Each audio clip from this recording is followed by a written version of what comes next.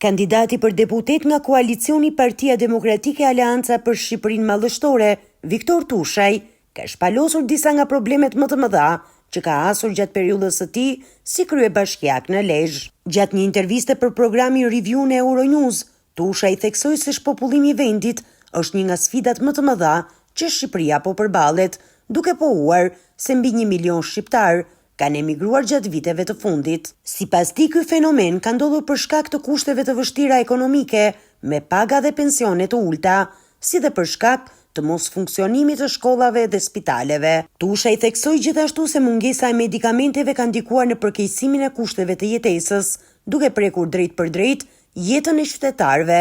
Viktor Tushaj i cilësoi një tragjedi që pas 30 vitesh nga rënja e regjimit komunist, qytetarët akoma kërkojnë gjëra të thjeshta, si ujë, drita, rrugë dhe spitale funksionale.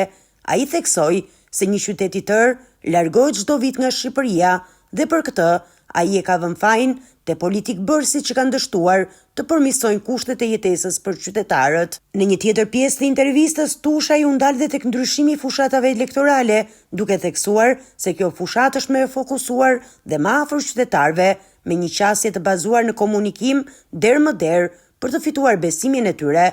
Ai shprehu besimin se fushata e tij do të ndihmojë në përmirësimin e kushteve për të gjithë të rinjt, të cilët janë ata që e ndjejnë më shumë mungesën e mundësive dhe kushteve të mira për jetesë. Tushaj, i cili ka qenë kryebashkiak i Lezhës, rikthehet në garë për një mandat deputeti pas një periudhe prej 6 vitesh mungesë nga Kuvendi i Shqipërisë.